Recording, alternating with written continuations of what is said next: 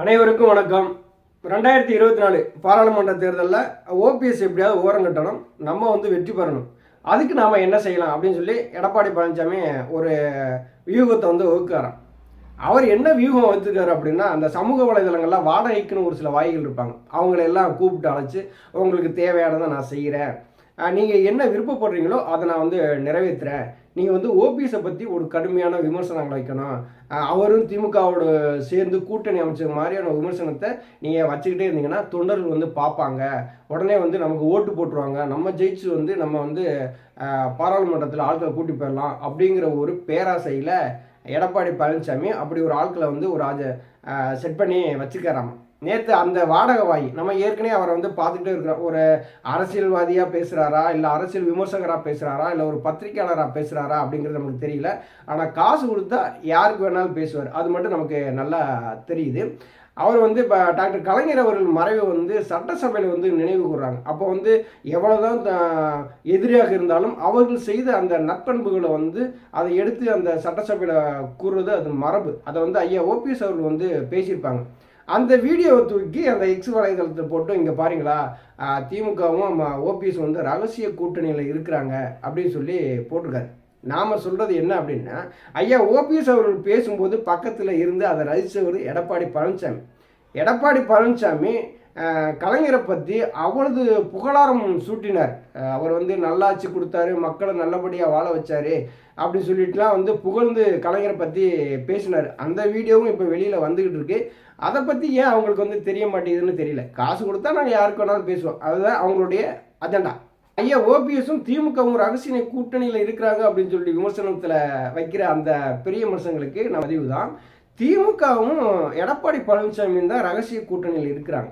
அதை நீங்கள் நல்லா புரிஞ்சுக்கிறணும்.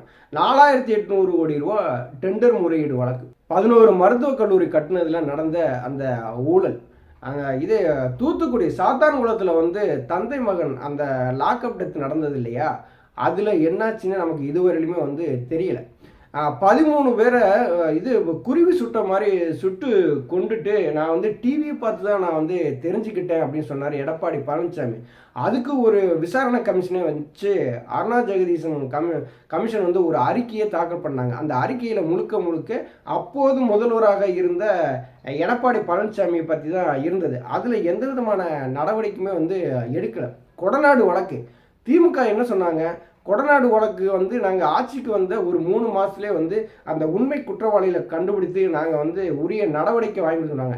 அந்த கொடநாடு வழக்கு சம்பந்தமாக எடப்பாடி பழனிசாமியை தொடர்பு படுத்தி பேசாத ஆட்கள் யாருமே கிடையாது. ஆனால் இன்னைக்கு 4 ஆண்டுகள் நெருங்க போது திமுக அரசு இதுவரையிலும் எந்த விதமான நடவடிக்கையும் அந்த முன்னேற்றமும் ஏற்பட்டிருக்கா அப்படின்னா நம்ம பார்க்க முடியல. கேட்டால் நாங்கள் அதை ஆய்வு பண்ணுறாங்க, இதை ஆய்வு பண்ணுறாங்க, நடந்துகிட்டு இருக்குன்னு தான் சொல்கிறாங்க. தவிர சட்டசபையில் எடப்பாடி பழனிசாமி என்ன சொல்கிறாரு, நாங்கள் தான் உண்மையான அதிமுக, எங்களுக்கு தான் எதிர்க்கட்சி துணைத்தலைவர் இருக்கை கொடுக்கணும்னு சொல்லிட்டு அப்பா விட்டு முறையிடுறாரு சபாநாயகர்கிட்ட. சபாநாயகர் என்ன சொல்கிறாரு அப்படின்னா, அதை நீங்கள் இருக்கிற இருக்கை உங்களுக்கு கம்ஃபர்டபுளாக இல்லை அப்படின்னா சொல்லுங்கள், நாங்கள் வேறு இருக்கை நாங்கள் மாற்றி தர்றோம், ஆனால் ஒருத்தர் இந்த இடத்துல உட்காரக்கூடாதுன்னு சொல்கிறதுக்கு உங்களுக்கு அதிகாரம் கிடையாது, எதிர்க்கட்சி துணைத்தலைவருங்கிற ஒரு பதவியே இங்கே கிடையாது, அவர் ஓபிஎஸ் 3 முறை முதலமைச்சராக இருந்தவர், அவர்கிட்ட நாங்கள் கருத்துக்களும் கேட்க வேண்டிய சூழ்நிலை ஏற்படும், அதனால் நீங்கள் சொல்கிற கோரிக்கையை எங்களால் ஏற்றுக்க முடியாது, அது உங்களுடைய உட்கட்சி பிரச்சனை அப்படின்னு சொல்லி அதை முடிச்சுக்கிறார். இன்னைக்கு என்ன நடக்குது அப்படின்னா, எடப்பாடி பழனிசாமியும் ஸ்டாலின் அவர்களுமே கூட்டணி போட்டு இப்போ என்ன பண்ணுறாங்க அப்படின்னா, ஓபிஎஸ்ஸை காலி பண்ணணும். எப்படி காலி பண்ணணும் அப்படின்னா, அவர் பிஜேபியோட கூட்டணி வைக்க போகிறாரு, அப்போ நமக்கு பிஜேபி தான் எதிரி, அதனால் நீங்களும் நானும் ஒன்று சேர்ந்துக்கிறோம், அதாவது நம்ம ஓபிஎஸ்ஸை காலி பண்ணுவோம் அப்படிங்கிற இடத்துல தான் திமுக செயல்படுது. அதற்கு உறுதுணையாக இருக்கிறவர் தான் எடப்பாடி பழனிசாமி. ஸ்டாலின் சட்டசபையில் என்ன சொல்கிறாரு, எடப்பாடி பழனிசாமியினுடைய நீண்ட நாள் கோரிக்கையான அந்த எதிர்க்கட்சி துணைத்தலைவர் இருக்கையை சபாநாயகர் அவர்களே நீங்கள் மறுபரிசீலனை செய்யணும் அப்படின்னு சொல்கிறாங்க. ஆனால் மறுநாள் பார்த்தீங்கன்னா அதே சபாநாயகர் எதிர்க்கட்சி துணைத்தலைவர் இருக்கையை ஆர்பி உதயகுமாருக்கு கொடுக்குறாரு. ஐயா ஓபிஎஸ் இருந்த இடத்துல ஆர்பி உதயகுமார் உட்கார்றாரு. ஏற்கனவே ஐயா ஓபிஎஸ் அவர்கள் என்ன சொல்லியிருந்தாங்க அப்படின்னா, எடப்பாடி பழனிசாமிக்கு சனி பிடிச்சிருச்சு அப்படின்னாரு. இன்னைக்கு அந்த சனி எடப்பாடி பழனிசாமிக்கு பக்கத்துலேயே உட்காந்துருக்குன்னு தான் நம்ம பார்க்குறோம். இப்போ மறுபரிசீலனை செய்யுங்கன்னு சபாநாயகர்கிட்ட சொன்ன உடனேயே எடப்பாடி பழனிசாமி கேட்டது மறுநாளே வந்து நிறைவேறுது அப்படின்னா இங்கே யார் வந்து கூட்டணி போட்டிருக்கா அப்படி திமுக செய்யக்கூடிய எல்லா செயல்களுமே வந்து இன்னைக்கு எடப்பாடி பழனிசாமி ஆதரித்து பேசுகிறாரு.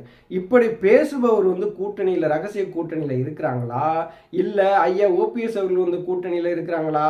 இதை வந்து தொண்டர்களும் பொதுமக்களும் கொஞ்சம் யோசிச்சு பார்க்கணும். இங்கே ரகசிய கூட்டணியில் இருக்கிறது யாரு அப்படின்ட்டு. இதை விட ஒரு முக்கியமான பிரச்சனை தமிழகத்தையே உழுக்குனது, கிட்டத்தட்ட பார்த்தீங்கன்னா இந்தியாவையே உழுக்குன ஒரு பிரச்சனைன்னு கூட சொல்லலாம், பொள்ளாச்சி பாலியல் சம்பவம். இதை பற்றி பேசாத பத்திரிகை கிடையாது, அதை பற்றி ஒளிபரப்பாத மீடியாக்கள் எதுவுமே கிடையாது. அந்த பொள்ளாச்சி பாலியல் குற்றத்தை இன்னைக்கு திமுக எந்த நிலைமையில வச்சிருக்குன்னு சொல்லிட்டு யாருக்கும் தெரியல. கேட்டால் இங்கே வந்து விசாரணை நடக்குது அப்படிங்காங்க. அந்த விசாரணை எந்த நிலைமையில் இருக்குன்னு சொல்லிவிட்டு நமக்கு தெரியல. அந்த சம்மந்தப்பட்டவர்கள் வந்து கூடிய விரைவில் தண்டிக்கப்படுவார்களா அப்படிங்கிறதும் நமக்கு ஒன்றும் புரியலை.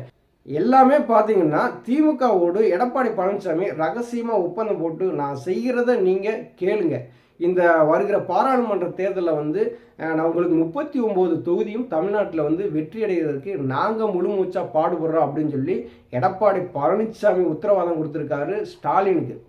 அப்போ எடப்பாடி பழனிசாமி சொல்கிறத ஸ்டாலின் கேட்கத்தானே வேணும். அப்போ யார் கூட்டணியில் ரகசிய கூட்டணியில் இருக்கிறாங்க அப்படிங்கிறத மக்கள் புரிஞ்சுக்கிறணும். இதுதான் நம்ம வந்து தெரிவிக்கணும். இது சும்மா போகிற போக்கில் அந்த வாடகை வாயில வச்சுக்கிட்டு இந்த சமூக வலைதளங்களில் ஓபிஎஸ் வந்து திமுகவோட ரகசிய கூட்டணி வச்சுக்கான்னு சொல்லிட்டு அந்த 2 போட்டோவை தூக்கி போகிறதெல்லாம் மக்கள் யாரும் நம்ப மாட்டாங்க. இன்றைக்கி நடந்துகிட்டு இருக்க நிலவரங்களை மக்கள் உன்னிப்பாக கவனிச்சுட்டு இருக்காங்க. யார் யாரோட கூட்டணி சேர போகிறா, ஏன் பிஜேபியை எதிர்த்து வந்து தமிழகம் முழுவதும் கடையடைப்புக்கு நடத்த போவதா திமுக சார்பில் பேசிக்கிறாங்க. அதுக்கு ஆதரவு கொடுத்தாலும் கொடுப்பாரு இப்போ எடப்பாடி பழனிசாமி. ஏன்னா 2 பேரும் இணைந்து தானே இப்போ செயல்படுறாங்க. இதில் வந்து யார் கூட்டணி ரகசிய கூட்டணியில் இருக்கிறாங்கன்னு சொல்லிட்டு மக்கள் பார்த்துப்பாங்க. நன்றி, வணக்கம்.